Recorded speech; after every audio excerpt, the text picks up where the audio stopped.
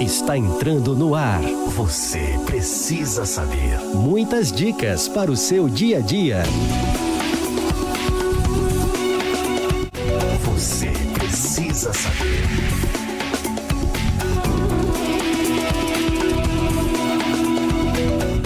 A paz do Senhor Jesus, meus irmãos, que prazer tê-lo em mais uma edição do Você Precisa Saber. Como eu sempre falo, nós estamos transmitindo pelo canal 126 da Embratel, canal 85 da Sky Livre e o canal oficial do YouTube, o canal oficial da Igreja Cristã Maranata no YouTube.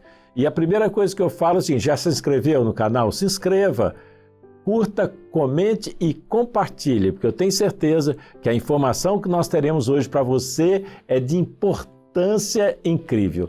E você conhece pessoas que não sabem o que nós vamos falar hoje. Então, já vá anotando o nome para compartilhar o conteúdo, tá bom? Hoje o nosso assunto é muito interessante. Luthier, feito com arte. Você conseguiu identificar o que é? Então, hoje eu vou falar com um especialista no assunto. Ele é formado, a formação acadêmica dele é arquitetura, 35 anos de experiência com luthieria, primeiro fabricante de guitarra e baixo do Espírito Santo, pastor da Igreja de Cocal, aqui em Vila Velha, e participa também no Instagram e no YouTube com Luthieria Rainer Costa. Quem está aqui, meu amigo de muito tempo, pastor Rainer Costa, que prazer recebê-lo. Prazer todo meu, pastor Wallace. É uma honra participar aqui desse programa, né? E eu creio que nós vamos dar uma grande contribuição aí para os irmãos, né? Então vamos começar logo para quebrar essa eu fiquei sabendo há poucos dias o que é, e eu conheço o Rainer, sabe que ele faz o trabalho, mas não sabia que era essa arte, né? O que faz um luthier? Então, luthieria o luthier é aquele profissional que vai trabalhar com instrumentos musicais, mas ele quer dizer, ele fabrica e também conserta instrumentos musicais, e isso é um luthier. E qual é a origem da luthieria? A origem disso? A luthieria é um trabalho muito antigo. Eu acho que nós temos a primeira menção, inclusive está na Bíblia, lá no capítulo 4 de Gênesis. Vai falar sobre um camarada chamado Jubal. Ele vai ser o pai de todos aqueles que tocam flauta e harpa. Então, para você tocar flauta e harpa, de acordo com o que a Bíblia, você tem que ter feito, né? Então, ele é o pai dos músicos, né? Segundo aquele em Gênesis. Mas a luthieria, mesmo propriamente dita, ela teve um avanço, não é, no século XVIII, ali com a Renascença, né? Então, nós tivemos dois grandes luthiers, um da família Guarnieri e Stradivarius. Eles foram especialistas, né, nessa parte de instrumentos de arco, né, violinos, violoncelos, violas. Inclusive os Stradivarius, né, são instrumentos assim milionários, né, muito caros, né, por causa da sua essência, né, e a forma como foram fabricados, né. Então é realmente bastante antiga aí a origem da luthieria. E aí eu te pergunto, o que te inspirou a ir seguir esse caminho, essa profissão? Eu comecei bem cedo, né? O que promoveu, primeiro, aquela coisa de estudar, gostar de arte. Então, a arquitetura, né, foi um caminho para isso, mas como desde cedo também eu estou na igreja, a gente começou, né, enfim, como instrumentista e a família, né, trabalhando com marcenaria, com madeira. Então, desde cedo, né, trabalhando com isso. E um dia um irmão, né, quebrou lá o instrumento, aí ele falou assim, será que não consegue consertar lá na fábrica não, de vocês? Aí eu falei, olha, eu vou ver se alguém podia. Ninguém podia fazer. Aí eu falei assim, rapaz, eu mesmo vou tentar fazer isso. E deu certo. O trabalho ficou muito bom. Aí daí para frente eu vi que eu tinha assim uma habilidade, né, manual, mais apurada. E foi aí que tudo começou. Muito bom. E você sabe que eu tenho a participação nisso, né? Não sei se você se lembra disso, talvez você não se lembra, mas há muitos anos atrás, a minha filha mais velha, a Michele, né, que é instrumentista até hoje, sim, ela, na igreja, uma irmã colocou o violão dela em cima do banco e deixou a ponta para fora. Ela passou correndo, o vestidinho dela agarrou e jogou o violão, aquele violão elétrico, um preto bonito. E aí, o que eu fiz? Eu peguei o violão, comprei um novo, dei para a irmã para não trabalhar e te procurei. Fiquei sabendo de você, te procurei.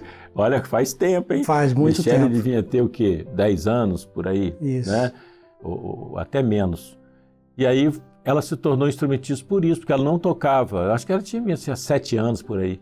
Aí eu levei, você restaurou e o violão está funcionando até hoje, meu que amigo. bom, né? Aliás, eu trazi mandar uma foto para você. Está funcionando até hoje. Muito bom. Michele, a partir dali, aprendeu a tocar violão e virou uma instrumentista, teclado, violão, mas através desse trabalho. Então, eu posso validar esse trabalho. Já se foram aí alguns anos, não vou falar quantos não, senão ela vai brigar comigo. Tá certo. Muito bom. Por que devo procurar um luthier? Se eu estou precisando, por que eu procurar um luthier? Olha, o trabalho da luthieria, ele é muito específico, né? Às vezes, por exemplo, você compra o instrumento na loja, novo, em mais de 90% dos casos o instrumento não está pronto para uso. Então, quando você leva no luthier, o luthier vai adequar, né, toda aquela parte, a parte dos ângulos do instrumento, altura de corda, enfim. Há uma série de detalhes que o fabricante ele não se preocupa muito, né, em acertar, porque primeiro ele não sabe quem vai comprar lá no final dessa cadeia, quem vai comprar esse instrumento. Então o luthier já faz um trabalho mais específico para o dono do instrumento. Então, às vezes você... meu violão é muito duro, ou o instrumento, enfim, né? Que eu trabalho mais com instrumentos de corda. Então, ele na loja fala, eu gostei do som, mas não é um instrumento confortável. Então, o luthier vai pegar isso e vai acertar, né, todos os detalhes para que ele fique confortável. E além ainda que há um ganho, né? Você ainda consegue... melhorar algumas facetas do som do instrumento, né? Só para você imaginar, por exemplo, hoje, né, como a maioria dos instrumentos são feitos na China, independente do fabricante, então esse instrumento sai da China, ele demora 45 dias, pelo menos, de navio para chegar aqui no Brasil.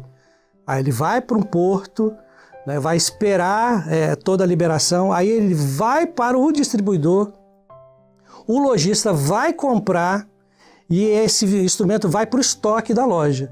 E um dia alguém vai chegar lá e vai comprar esse instrumento. Então veja, a diferença, primeiro do clima, de onde ele foi comprado, né, para ele chegar aqui e o tempo que esse violão ficou armazenado, ou esse instrumento ficou armazenado, é muito grande, às vezes 90, um ano, né, ele pode ficar. Então, quando você compra, ele não vai estar pronto para uso mesmo, né? Então, o luthier vai fazer toda essa arrumação, né, do instrumento para que você, quando tocar, agora sim eu tenho um instrumento musical. Muito interessante isso que você está falando, porque não é simplesmente o concerto, né? Até a adaptação do novo, né? Eu não sabia desse detalhe que existe. Então, eu comprando um equipamento novo, é necessário que eu faça essas adequações, até pelo tamanho e tudo mais, não? Exatamente, porque a pessoa, por exemplo, ela tem uma anatomia, né? Então, por exemplo, o tamanho de braço, o tamanho de dedos, né? Então, a gente consegue, né, fazer uma harmonização do seu biotipo para o instrumento. Até, lógico, é uma série de detalhes. Isso é um assunto muito vasto, né? Mas essas regulagens, né, esse trabalho de regulagem que é feito, ele é muito minucioso, porque você tem medidas, né, que você coloca, mas para cada pessoa tem uma variação grande, tá, desse trabalho. E qual a sua especialidade na luthieria?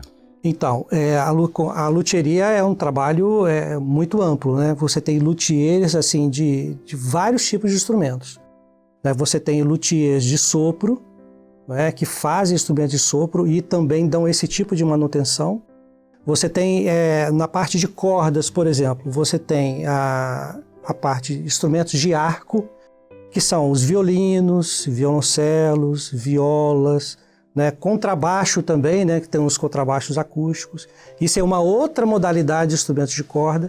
E também tem os instrumentos, né, que aí vão dos eletroacústicos, né, que seriam violões, guitarras, contrabaixos, né? Então, A minha especialidade estão nesses instrumentos, né, que são violões, guitarras e contrabaixo.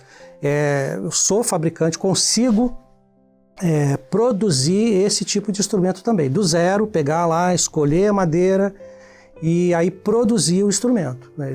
Do zero mesmo a gente constrói o instrumento. Então, nesse caso, é a área da luthieria que eu mexo. E nesses anos, né, uma coisa que tem, assim, um serviço que eu tenho feito com muita frequência é exatamente a parte de restauração. Né? Inclusive, vocês estão vendo um vídeo aí em que eu estou consertando um violão, né, com o braço quebrado. Inclusive foi o caso aí né, o seu caso, né? Então é um trabalho bastante recorrente lá na oficina, né? A gente faz muito isso, né?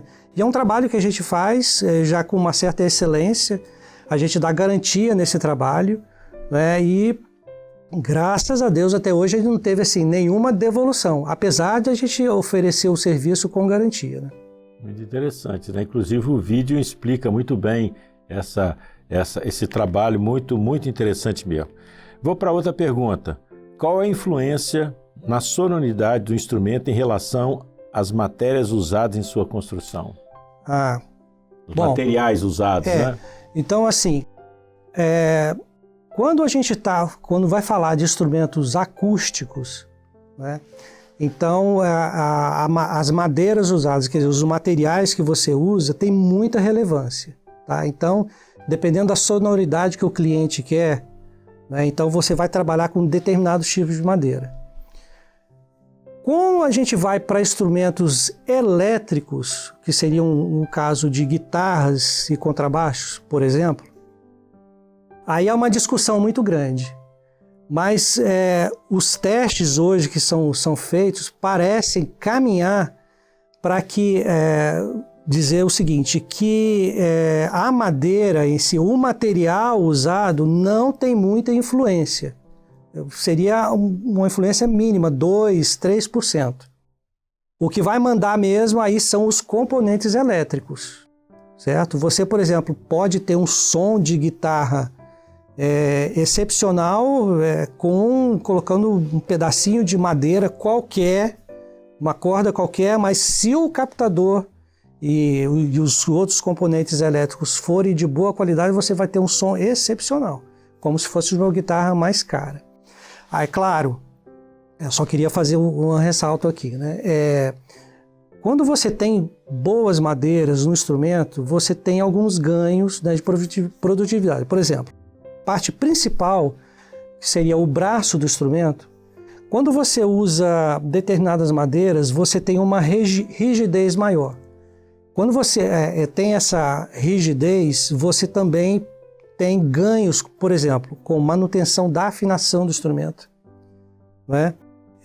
O instrumento, por ser um pouco mais rígido, então ele mantém a afinação por mais tempo. Né? Claro que a tarraxa também, né, que é justamente onde você afina o instrumento, ela vai ter uma relevância, mas se você, por exemplo, usar madeiras muito maleáveis, quando as cordas vão fazendo a força, né, então esse braço ele se mexe com mais facilidade. E isso vai promover assim, distorções, né?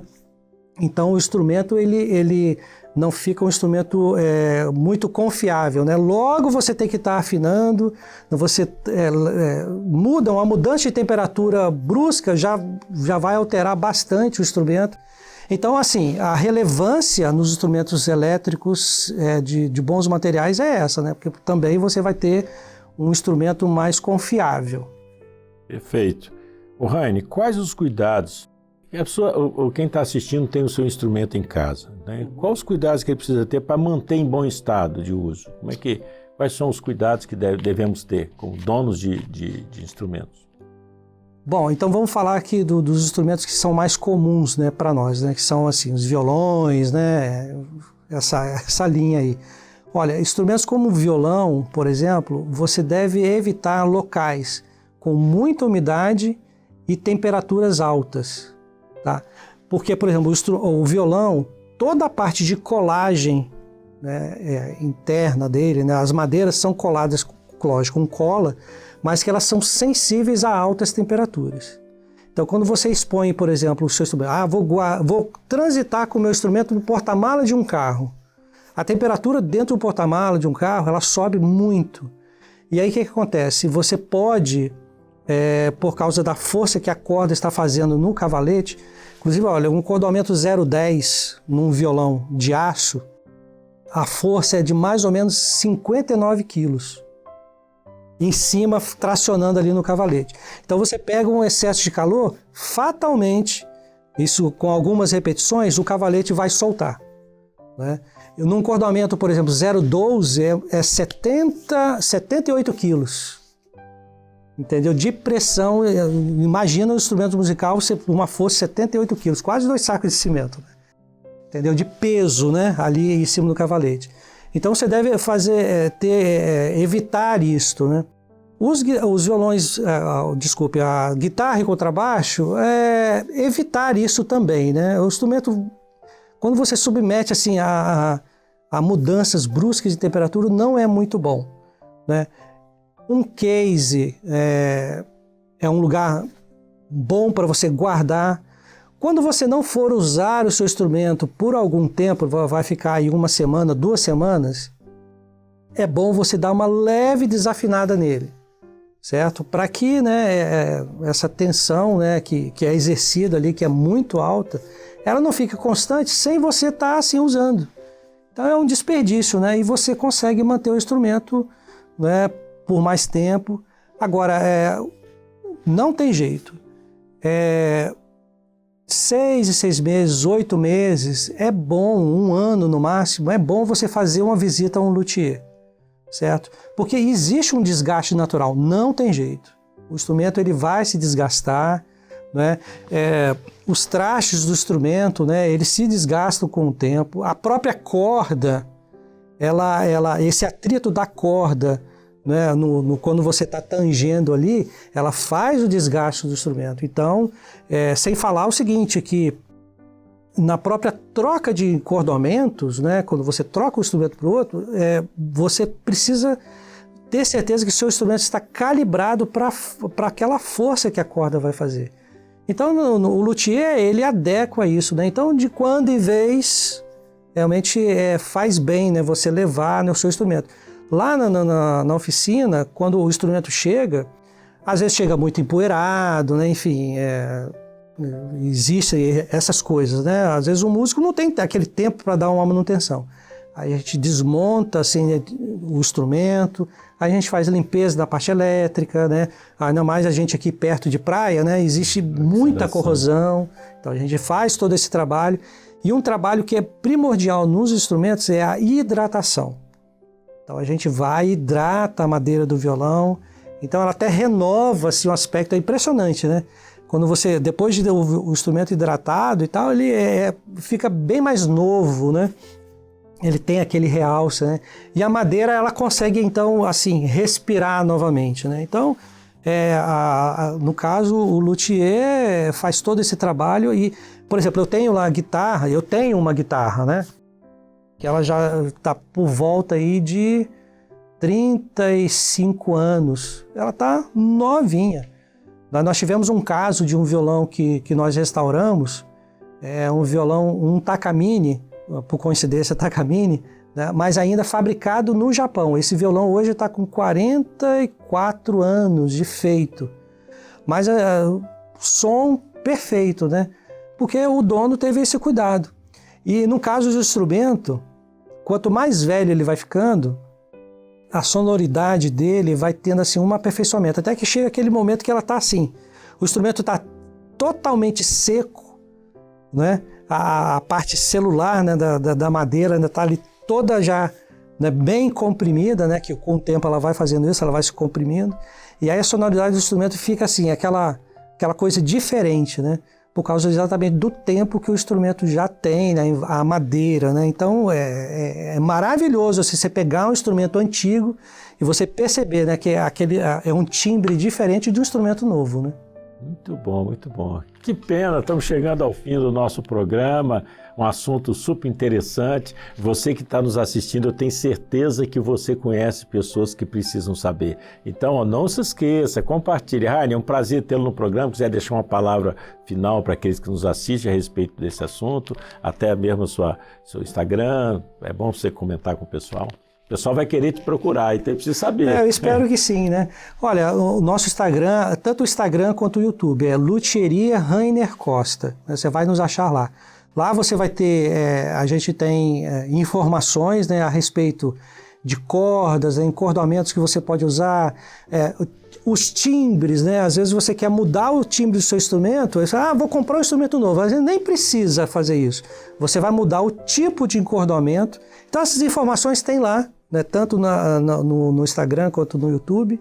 E lá você vai ver assim, tem muitos vídeos com os trabalhos que a gente realiza, né? Às vezes você está lá, quebrou uma parte do instrumento, você fala, não vale a pena, mas vale sim. Se você tem um instrumento antigo principalmente, você ainda pode aproveitar, né, toda a dinâmica que esse instrumento pode te dar. Então você que é instrumentista e está no dia a dia tocando, procura o pastor Rainer, ele vai poder te auxiliar no sentido de manter a qualidade do seu produto, do seu instrumento, né? A manutenção é muito interessante. Eu estou aprendendo muito sobre isso, não sabia, conheço o Rainer há tanto tempo, ele já fez o trabalho, eu não sabia que essa profissão é o luthier, eu pensei que era concerto de violão. Muito bom, Rainer, foi um prazer tê-lo no programa. Eu sempre peço aos nossos amigos que vêm participar que você dê uma olhada lá no YouTube, que por certo o pessoal coloca os comentários, né? E aí você pode responder e fazer contato com eles, certeza. Tá bom? Um grande abraço. Eu que agradeço. Então você que participou conosco, chegamos ao fim de mais uma edição do Você Precisa Saber, e eu sempre falo, se inscreva no canal, curta, comente e compartilhe, porque eu tenho certeza que tem muita gente que precisa saber do que tratamos hoje. Um grande abraço e até o próximo programa. Você precisa saber.